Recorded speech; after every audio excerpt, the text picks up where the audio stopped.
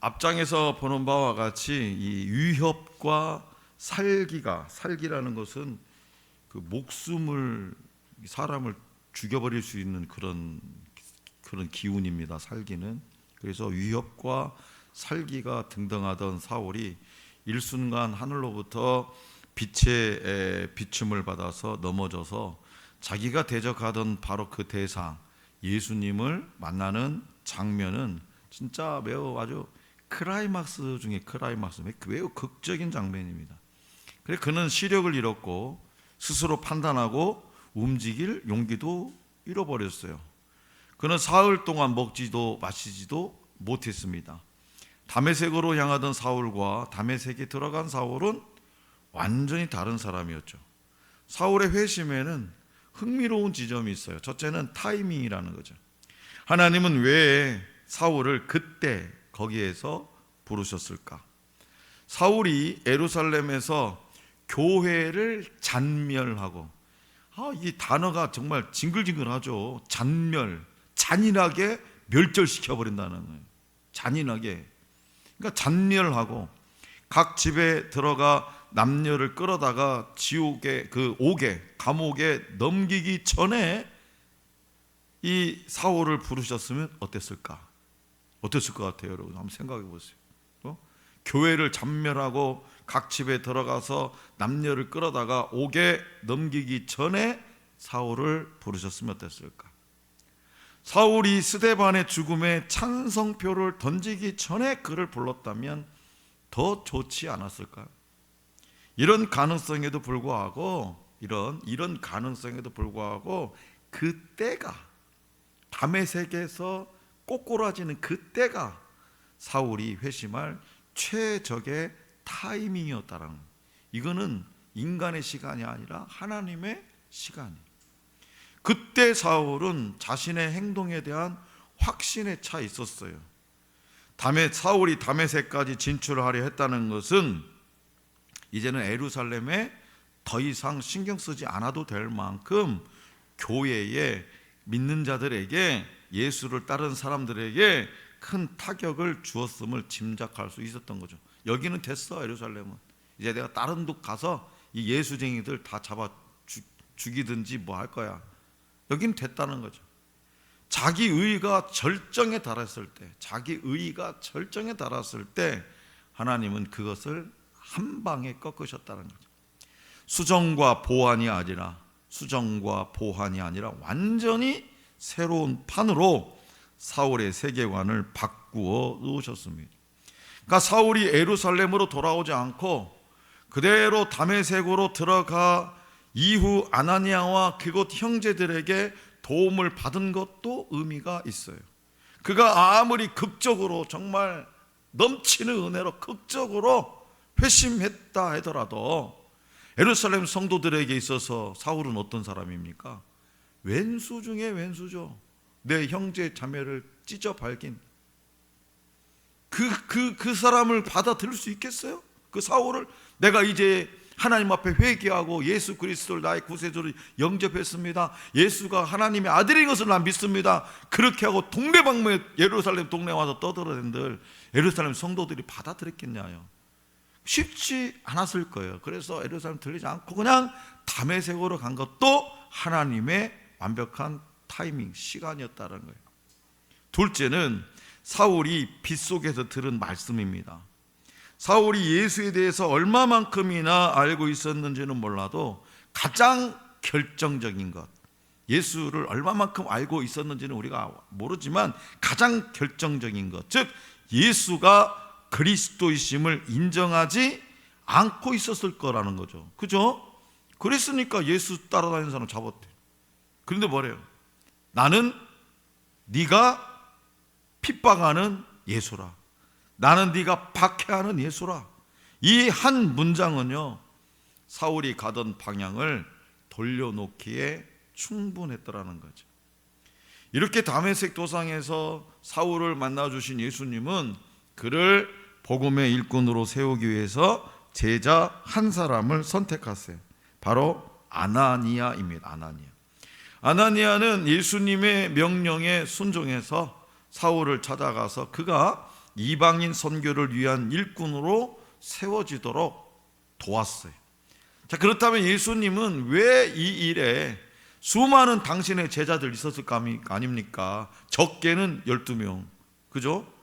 가룟유다 빼고 11명, 예를 들면 그 외에도 수많은 제자들이 있을 텐데 왜 하필이면 아나니아를 선택하셨을까? 아나니아를. 먼저 아나니아는요, 주님의 음성에 민감한 사람이었기 때문에 주님께서 그를 선택하셨습니다. 자, 본문 말씀 10절에서 15절이에요. 다시 한번 10절에서 15절 시작. 그때 다메섹에 아나니아라 하는 제자가 있더니 주께서 환상 중에 불러 이르시되 아나니아야 하시거늘 대답하되 주여 내가 여기 있나이다 하니 주께서 이르시되 일어나 직가라 하는 거리로 가서 유다의 집에서 다소 사람 사울이라 하는 사람을 찾으라. 그가 기도하는 중이니라. 그가 아나니아 하는 사람이 들어와서 자기에게 안수하여 다시 보게 하는 것을 보았느니라 하시거늘 아나니아가 대답하여 주여 이 사람에 대하여 내가 여러 사람에게 듣사온즉 그가 예루살렘에서 주의 성도에게 적지 않은 해를 끼쳤다 하더니 여기서도 주의 이름을 부르는 모든 사람을 결박할 권한을 대제사장들에게서 받았나이다 하거늘 주께서 이르시되 가라. 이 사람은 내 이름을 이방인과 임금들과 이스라엘 자손들에게 전하기 위하여 택한 나의 그릇이라. 아나니아는 환상 중에 주님의 음성을 들었어요. 환상 중에 주님은 아나니아에게 직가라 하는 거리에 가서 사울을 찾으라 말씀하세요. 직가, 즉 직가는 뭐냐? 고든 길이에요. 말 그대로 고든 길. 헬라어로는 유세이아, 형용사 고든, 이 고든에서 파생한 명사입니다. 그래서 유세이아에 해당하는 이 한자 고든, 고든 길, 이 고든에 해당하는 한자 직가.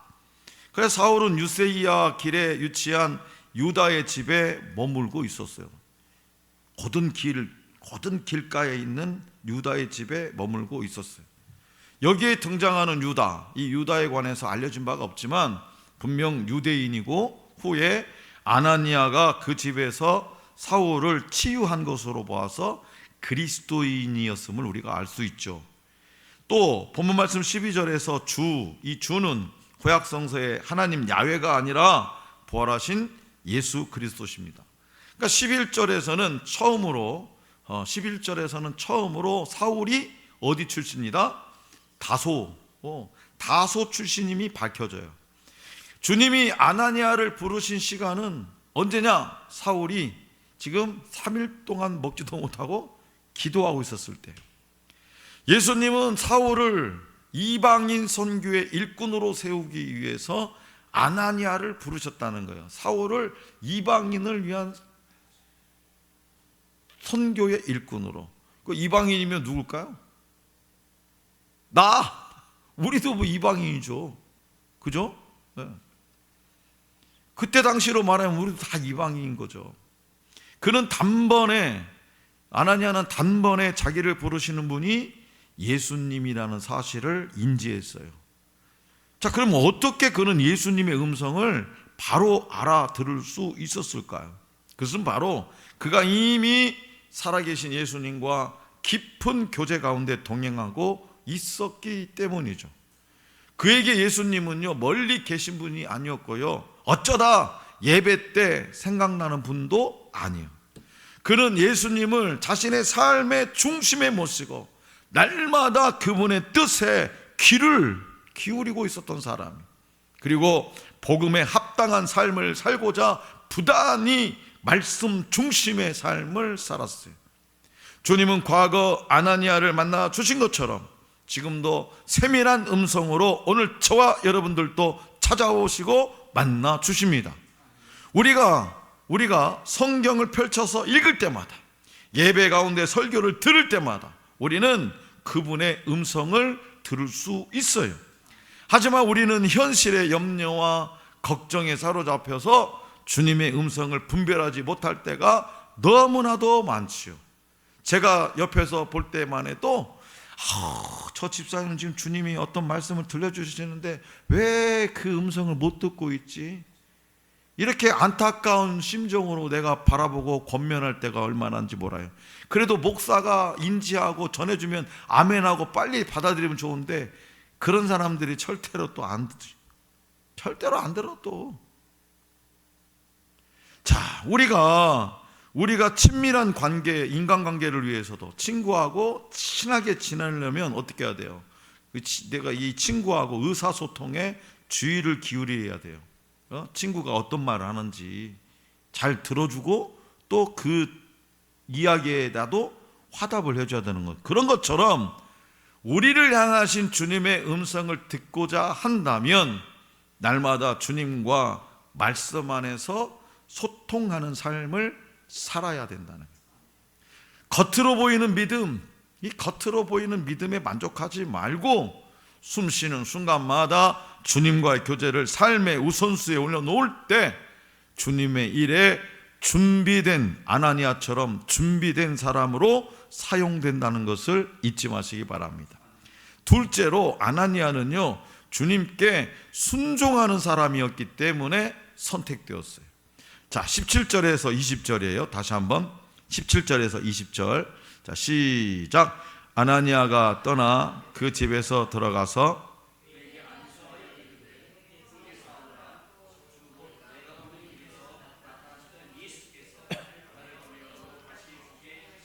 성령으로 충만하게 하신다 하니 즉시 사울의 눈에서 비늘 같은 것이 벗어져 다시 보게 된지라. 일어나 세례를 받고 음식을 먹음에 강건하여지니라. 사울이 다메섹에 있는 제자들과 함께 며칠 있을 때 즉시로 각 회당에서 예수가 하나님의 아들이심을 전파하니. 아멘. 사울에게 안수하여 다시 보게 하라는 주님의 말씀에 아나니아는요, 처음에 적잖이 당황했을 것 같아요. 왜냐? 그래도 사울이 지금 눈도 못 뜨고 아주 기력도 없고 나자빠져 있지만 이름 그 자체만으로도 진짜 그림자도 받고 싶은 사람이 아니었을 거예요. 징글징글한 사람이었을 거예요. 그 사람에게 안수해가지고 다시 보게 하라는 이 음성에 아나니아가 당황했을 것 같죠.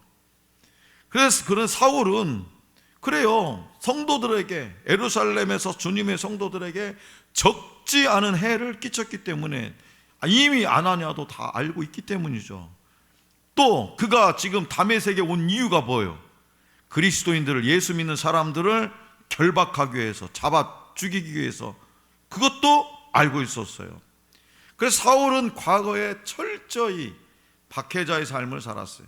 그러나 하나님은 그를 복음을 전하는 그릇으로 선택하셨대요. 복음을 전하는 그릇으로. 누가요? 하나님. 하나님은 과거의 행적을 묻지 않았어요. 사울아, 너 왜 그렇게 예수 믿는 사람 왜 그렇게 핍박했어? 몇 명 죽였어? 도대체 왜 그렇게 행동했어? 과거를 묻지 않았어요. 어떤 과거도 그리스도인으로 거듭나는 것을 막지 못합니다. 흉악한 살인자라 할지라도. 그래서 성도라는 말 얼마나 소중한 단어입니까? 이 성도는 과거의 일을 용서받고 하나님의 자녀가 된 사람, 이게 바로 누구다? 성도예요. 용서받지 못할 과거는 없다라는 거예요. 자, 그렇다면 주님이 아나니아를 부르셔서 사울에게 가라고 말씀하셨을 때 그는 그런 마음이 당황스러운 마음이 들었어요. 아마도 또 그런 박해자 사울에 관한 그런 정보도 있지만 아마도 자신이 죽을 수도 있다고 생각했을 거예요. 사울이 스데반의 죽음에 관여했다는 것도 알고 있어요. 그리고 더 많은 성도를 잡아들이기 위해서 지금 이곳에 온 사람이라는 것도 알고 있어요. 그러나 아나니아는 사울에 대한 이 모든 소문에도 불구하고 주님이 말씀하셨으니 주님께 순종하여 그를 찾아갔다는 거예요. 사울이 문제가 아니라, 자신의 문제가 아니라 주님이 말씀하셨으니 그대로 순종한 겁니다. 그뿐만 아니라 사울을 이방 선교를 위해 부르셨다는 주님의 음성을 들은 후에는 뭐라고 해요? 그를 형제라 부르기를 주저하지 않아요. 아나니아라는 사람이 사울을 이 살인자 같은 이 예수 그리스도인들이 볼 때는 얼마나 행악자입니까? 그를 어떻게 누가 감싸줘요? 아나니아가 형제다, 우리의 형제다. 그 과정이 없었더라면, 아나니아의 그 과정이 없었더라면 사울의 이방 선교는 엄청나게 더디일 수도 있었을 거다. 엄청나게. 그에게는 사울에게 느꼈던 이 두려움과 반감보다 예수님이 그에게 명령하신 말씀이 더 소중했다라는 거예요. 그래서 아나니아는 사울이 있는 집에 들어가서 그에게 안수를 하죠. 사울의 눈에서 비늘 같은 것이 벗겨져서 다시 보게 됩니다. 다시 보게 된 사울은 음식을 먹고 강건해져서 다메섹의 제자들과 함께 며칠을 머물면서 교제를 하죠. 며칠을 서로 교제해요. 그 교제하는 기간에 하나님 앞에 회개도 했고, 또 형제 자매들에게 용서도 베렸겠죠. 다시 태어난 사울은 따뜻한 영적 공동체, 이 다메섹 공동체를 통해서 새로운 힘을 얻습니다. 그래서 영적으로는 갓 태어난 사울이 이 포근한 공동체에서 환영받을 수 있도록 하나님이 아나니아와 다메섹 형제 자매들을 예비하셨다라는 거예요. 이처럼 그리스도인의 이 따뜻한 공동체, 우리 하늘 소망교회라는 이 공동체는요, 영적 인큐베이터입니다. 영적 인큐베이터. 그래서 일주일 동안 저 찌든 세상에서, 험한 세상에서 갈기갈기 찢긴 마음들 가지고 이 예배당에 왔을 때, 이 예배당이 다시금 영적 인큐베이터, 힘과 용기를 생생하게 살려서 또 세상 가운데에 힘차게 파송시키는 거예요. 그래서 우리 공동체는 어떻게 해야 되냐? 항상 포근한 따뜻한 엄마 품과 같은 그런 공동체야 돼요. 힘을 얻은 사울은 그래서 어떻게 즉시 나가서 각 회당에서 뭐라고 했습니까? 이제는 예수님이 하나님의 아들이다. 그걸 부정했던 사람이 예수님이 하나님의 아들이심을 전파했어요. 그러자 어떻게 했습니까? 사람들은 그 모습을 보고 와우, 어떻게 저런 일이? 저 돌아온 거 아니야? 돌았죠. 충분히 돌았죠. 충분히. 어떻게 돌았습니까? 예수 품으로 돌았죠. 자, 성도 여러분, 주님은 아나니아가 순종의 사람임을 이미 잘 알고 계셨고요. 그래서 그를 사용하셨어요. 그러면 우리는, 저와 여러분들은 어떻게 하나님 앞에, 우리 주님 앞에 사용되기를 원하신다면 어떻게 될까요? 주님은 이미 우리를 알고 계시는데 나도 순종의 사람이 돼 있어야 되죠. 미리. 처음에는 거부감도 있었지만 아나니아가 순종했을 때 사울이 다시 보게 되어 전도자의 삶을 시작하게 되었어요. 이처럼 하나님의 일은 순종하는 사람을 통해서 이루어집니다. 그동안 박해자의 삶을 살던 사울은 순종의 사람 아나니아를 만난 후에 다시 태어났습니다. 오늘 저와 여러분들이 주님께 순종할 때에 눈먼 영혼들의 영안이 열리게 됩니다. 초대교회의 많은 주의 제자들은요, 권능을 받았고 가는 곳곳마다 기적을 일으켰습니다. 그들 모두는 위대한 하나님의 사람들입니다. 비록 아나니아가 그런 기적을 행했다는 기록은 없습니다. 하지만 주님의 말씀에 순종하는 것 자체가 귀한 능력이에요. 대부분 많은 사람들은 특별한 어떤 은사를 받아야 하나님께 크게 쓰임 받을 것이라고 생각해요. 그러나 순종이 특별한 은사보다 더 중요하다는 것을 아나니아의 삶을 통해서 말씀해 주고 있는 거죠. 다시 말해서 주님께 순종할 때에 그것이 주님을 높이는 선한 결실을 맺게 될 것이라고 우리 주님은 오늘 저와 여러분들에게 말씀하십니다.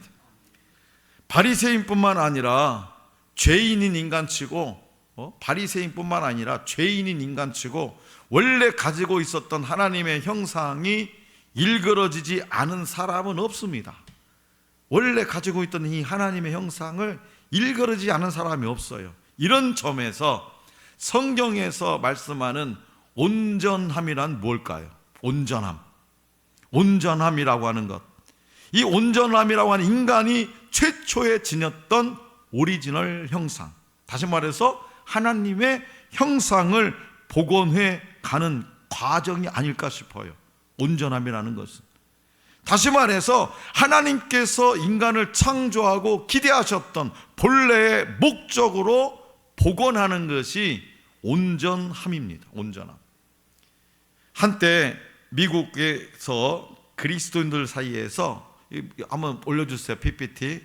이런 글자가 새겨진 배지와 티셔츠가 유행했어요. B란다. P, 그 다음에 뭐 GINFWMY. 예. 미국에서 한때 유행했어요. 뭘까요?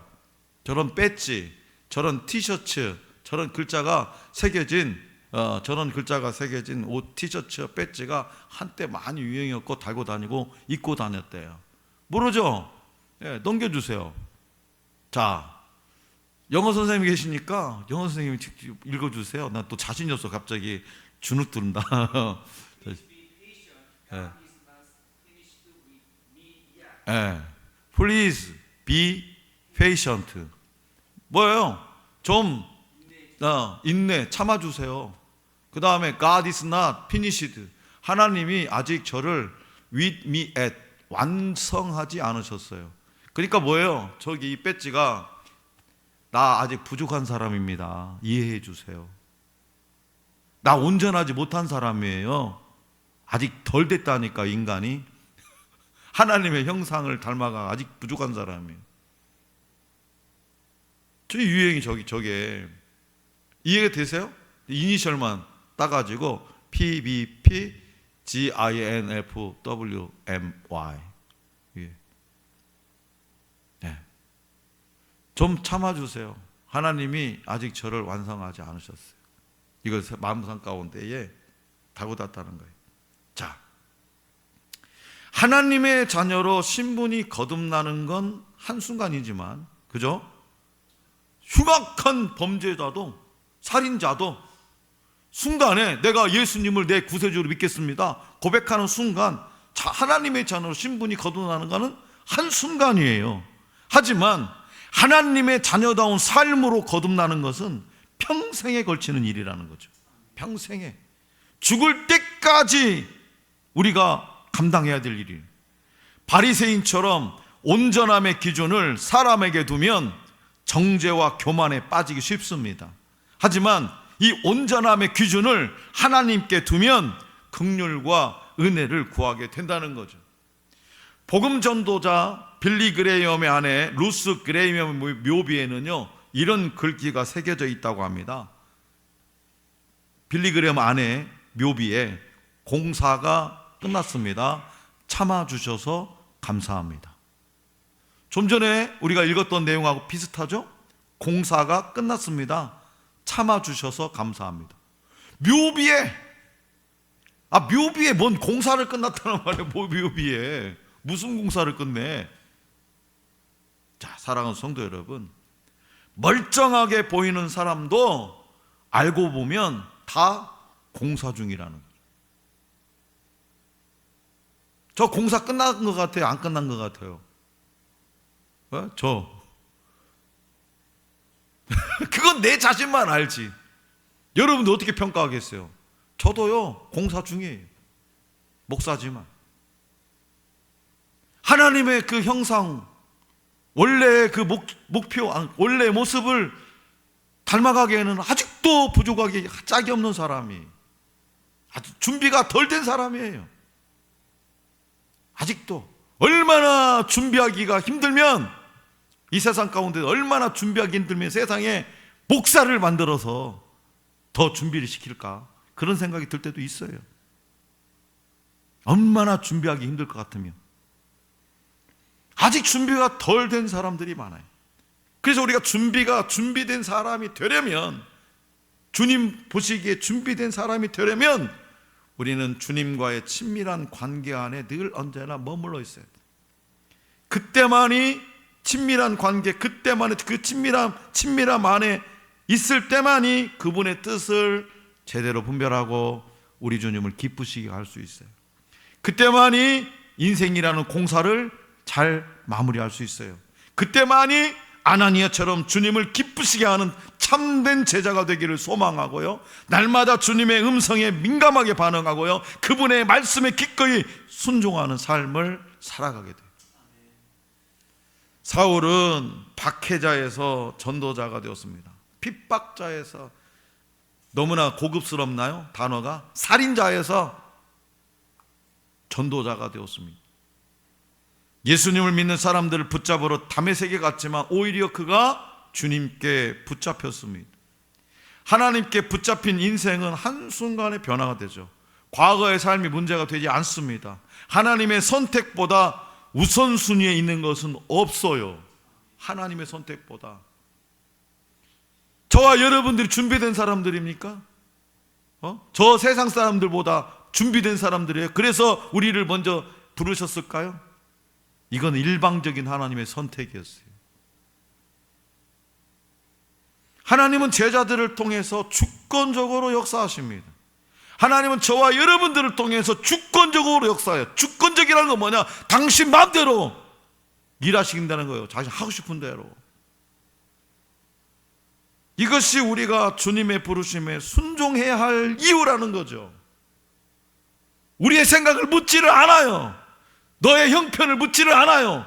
너 이 일을 감당할 준비가 되었느니 묻지 않습니다. 그 부르심에 우리는 순종해야 될 이유가 있어요.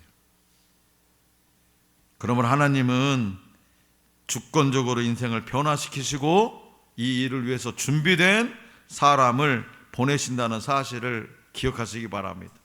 우리 주님께 붙잡힌 인생이 복된 인생이라는 것을 마음 깊이 새기고 우리 주님께 준비된 삶으로 사용되어지는 저와 여러분들이 될 수 있기를 간절히 기원합니다.